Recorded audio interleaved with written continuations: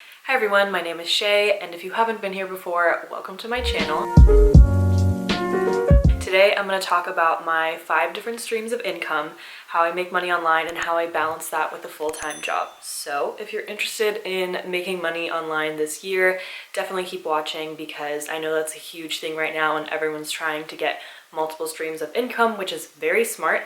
And I will go through my 5 streams of income from the highest earning to the lowest earning and kind of give you some tips on maybe how you can get started too in 2020. Okay, so of course my top earning stream of income is my full-time job. I currently work as a social media coordinator at a creative agency. So right now I'm helping work on 2 accounts and kind of managing, planning their content calendars for their social media. So when I go into work, I'm usually helping plan out content calendars, strategizing new content, and basically just doing little things to help manage the Facebook, Instagram, and Twitter platforms for both TikTok and Stars Play. So that is my full-time job, and I work from about like 10 to 6 usually every day. So, you know, Monday through Friday, it doesn't give me a ton of time to work on some of my other stuff, but I'll kind of let you know how I fit it all in, even though I do have a full-time job. So like I said, that is the top earning, obviously, because I have a salary and I do pretty well. So that's good because living in LA is very expensive. For the longest time, I was doing freelancing or trying to, but it was a little hard to live in LA and also just be living off of, you know, some money here and there. And with freelancing, you don't have a steady income that you can expect every month, so it's really hard to budget and be able to know how much rent you can afford and stuff like that. So this new year, I was super excited to start a full-time job at a company, and a company that I'm really enjoying so far. So it's been super great, but I didn't want to give up on all the work that I was doing online because I started to make an income at the end of last year. So I thought, okay, there's got to be a way that I can fit all of this in still while having a full-time job. The next stream of income is YouTube, and if you haven't watched my last video, I did a video on how much I've made on YouTube so far, and as of right now, let me check what status is right now, because as of that video, I was a little under $1,000 that I had made in like 2.5 months about. So right now, my lifetime revenue is $1,160.84, which is crazy. I never would have expected that I'd be able to make that money. I'm just looking forward to making even more each month in 2020 to help out with rent, gas, utility bills, all that kind of stuff. And with YouTube, I haven't been super consistent, but in 2020, I'm hoping to come up with a more consistent schedule. It was just hard looking for a job and then finding a job to be able to keep up with posting videos every week. So I'm hoping in 2020 to film a lot more videos on the weekends like I'm doing right now, be able to post a few times a month so that way I can keep up my watch time and my schedule and, you know, keep earning that revenue. If you didn't watch my last video about how much I make on YouTube, I highly recommend you go do that, especially if you're interested in starting a YouTube channel this year, just so you can kind of see what it's like and what kind of work goes into it. In that video, as you'll see, I kind of recap that I make about anywhere from like $400 to $430 a month, which is great. I mean, it's a great extra income. It's $430 more than I would have if I didn't have a channel. And I hope to just, you know, keep increasing that and maybe be able to, you know, fully pay my rent with the amount I'm bringing in off YouTube. So, yay. The next form of income is freelance writing and video editing. I haven't been doing that as much anymore once I started my full-time job because, like I said, you know, there's a lot less time to actually do things because I'm working all day, Monday through Friday.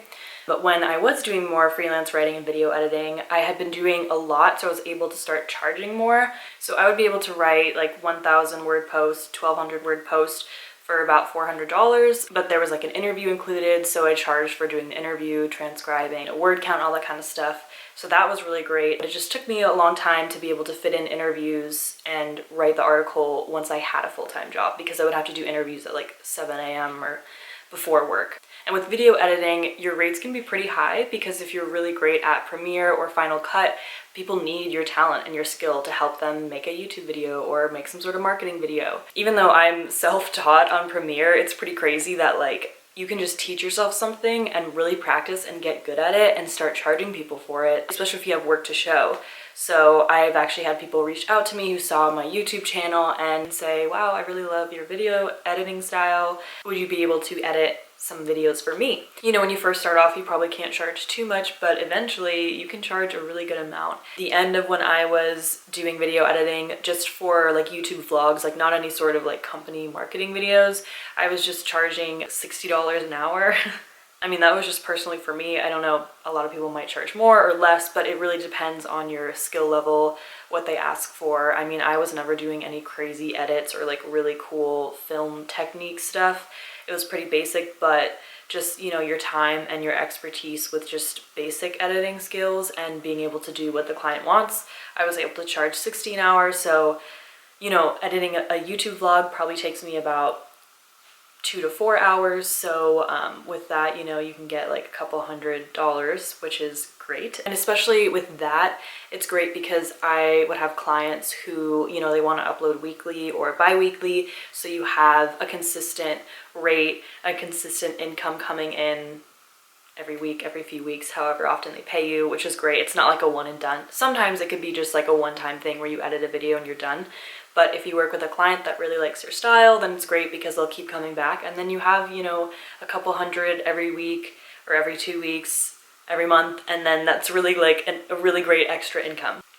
So with that, I would probably get about 1 to 2 articles done. So like I said, if it's like 350 to 400, let's say minimum, I just get 1 article done a month. $400 right there. And then with my freelance video editing, if I do 2 videos, maybe let's just say low end 120 per video, and let's say you do the math, 400 plus 240 is 640. I was like making sure I didn't get that wrong. 640, so right there, and like I said, that's like the lower end if I didn't do as many projects that month. I mean, 640, or let's just say like if it's 600 plus the 400 I make from YouTube, that's an extra $1,000 a month right there. Obviously, I know not everyone has the ability or the expertise to do video editing or writing, but there are definitely other ways that you can make money online with a business. So let's say instead of being able to film or edit or do video or media stuff, you're more crafty. You could sell things on Etsy. I know that's huge right now, or selling things just through an online store. Or you have an idea and you want to write an ebook about it. There are so many ways to make money through ebooks and publishing courses online, so definitely look into that. Okay, so my next income stream is my blog. I started my blog in November of 2018. I was really excited to start a blog. I had some ideas and I had been doing so much research on Pinterest about how to make money with a blog, because when I was younger, I started so many different blogs on so many different random topics, but you know, I never followed through and like kept blogging. But once I realized that there was this huge thing about like fashion bloggers and people just sharing all their ideas and traveling the world blogging, I thought that was super cool, and it was something that I wanted to do. Even if it was just to try and it wouldn't really go anywhere, I thought, why not? So I started my blog, and I read that you had to self-host your blog if you wanted to make money. So basically that means, you know, instead of your blog ending in .wordpress.com or .blogspot.com, you would have your own domain, because that's how you can do affiliates and have sponsorship deals, because then your site is just also more professional. So I went and I bought a domain for my website and bought like hosting, which was really scary because at that time I wasn't, you know, I was still in school and I didn't really have a huge income and I was really struggling. So I was like, I don't know if I can put like $70 down to start a blog. But I did it anyways, and then actually I switched to a different hosting this past year when I renewed again, and it was cheaper. So if you want to start a blog and you want cheap but good hosting, I recommend SiteGround. That's what I use now, and I will link down below, because this year, to do like a yearly thing with my domain and my website hosting, it was like $47, which is pretty good. Like, that's pretty cheap if you think about it. And also you can become an affiliate. So that's actually how I've been making money from my blog, is becoming an affiliate for my hosting, which means, let's say you write a post and you put a link on your blog about SiteGround, like basically what I just did, saying, you know, like go to the link below, that'll be an affiliate link, meaning that if you click on it and you sign up for SiteGround using that link, then I'll get a certain commission. And right now my commission is $50. So if you sign up and you buy a $47 plan for the year, and then you are an affiliate, and let's say you make one sale of $50, then it's paid for. And then it's like, why not? And it's pretty easy to make a sale, you know, even if you don't have that much traffic to your website. Like I started making affiliate sales pretty early on, probably within like the first 5 to 6 months. And then the more sales that you make, the higher your commission rate goes up. So I started making probably about like $150 a month posting as an affiliate for my domain services, because the best way to do that is writing a blog post, and I can put mine up on the screen, a blog post about how to start a blog or how to get started on SiteGround or Bluehost or whatever other hosting service you use. And you can make a post about that, and then throughout the post include your affiliate link. So you'll see that on my post that I'll put up on the screen, where you can see like click here to start, and that is my affiliate link. So when someone signs up, I'll get the commission through that. And then also you can make pins on Pinterest to direct traffic to your blog.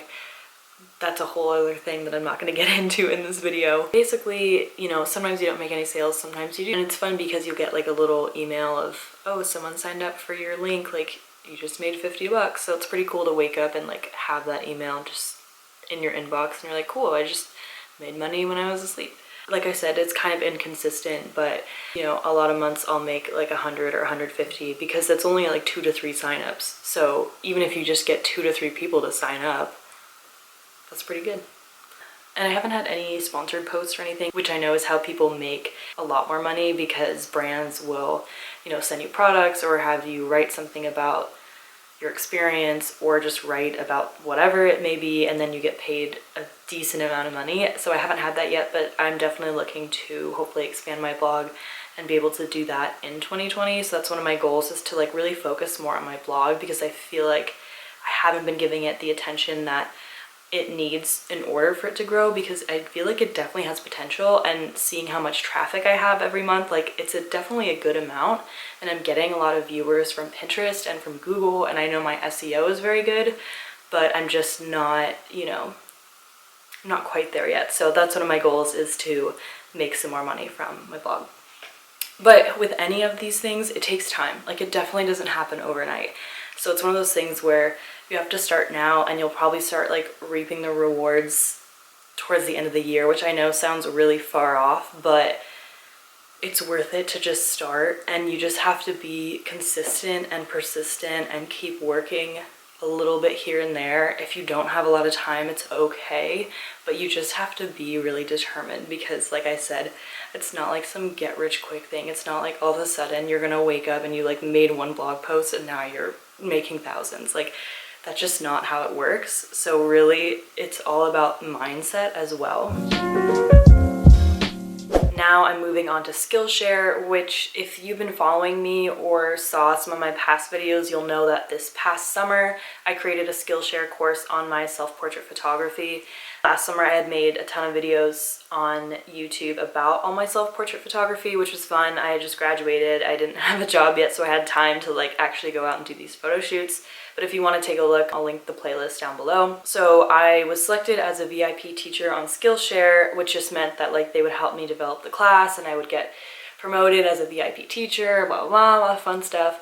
So I spent like a month creating a course, and I was really excited because I was like, wow, this will be great. I'll probably make a lot of money. Because I'm not constantly posting on Skillshare and I'm not like a really active teacher, I haven't been making that much. For every student that you refer, you get $10. So that's a way to make money. But you also get money based on view time. The payment structure is a little weird for Skillshare, and I know it changed, I think a year or two ago. So now you actually are making like less than you did initially, than most teachers did on Skillshare, because it's basically like they do a pool of how many minutes were watched like in the whole month. Let's say there were like thousands of minutes, and on my video I got like 500 minutes or something, you get paid for that percentage of minutes out of the entire pool of all the videos on Skillshare. So you get like a very small percentage.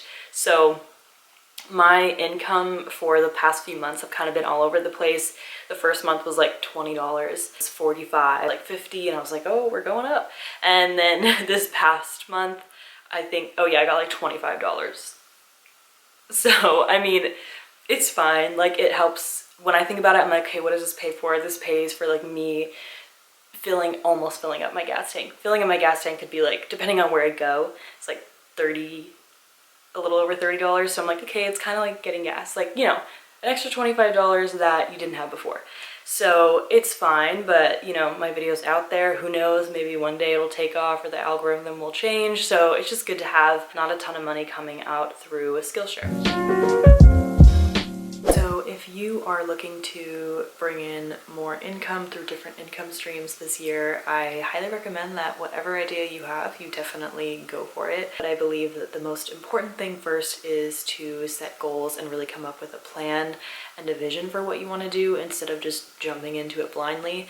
I know when I first started, I would come home from class when I was still in school, and it would be, even if it was late, like I would just stay up researching different blog articles on Pinterest or just looking up, you know, how I could actually make money and make sure that it was possible for me and make sure that it was something that I actually could incorporate into my life and do for real. But of course I was nervous, but I still kind of took that jump once I had a set plan and I said to myself, okay, I have a plan. If this doesn't work, then that's on me. I definitely recommend getting in the right headspace and mindset. I love listening to podcasts on the way to work in the morning. They really motivate me. I love waking up early and working on my plan for my blog or my YouTube or the ebook that I'm writing.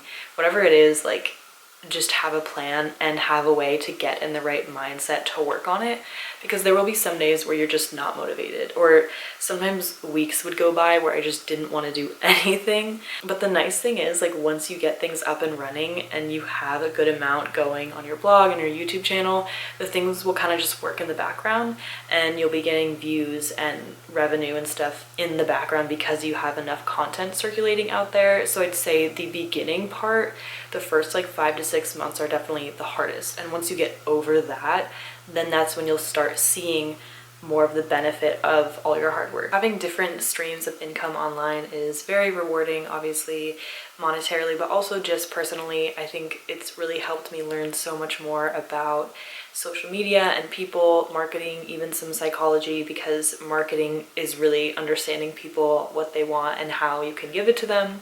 So I think it's just a really great process, and it's also really great to help you become a more determined person and a person who really is working on goals and setting them and achieving them. And these are all really important skills to have. So if you are interested in starting a blog, starting a YouTube channel, I have so many different resources on my own blog and my own YouTube channel, so make sure you check those out, because my blog for sure has a lot of strategies on how you can grow your Instagram, how to make your own blog, YouTube channel, how to market on Pinterest. I have so many resources that you should go check out if you aren't sure where you want to start, but you know you want to start making money online. So I hope this video helped, and I hope it gave you an insight into how you can make extra money online and how you can have multiple income streams. So thanks for watching, and if you have any questions, you can leave them in the comments down below or reach out on my website and my blog. Thanks so much. I hope you are off to a great start for 2020. Make sure you subscribe, and I will see you in my next video.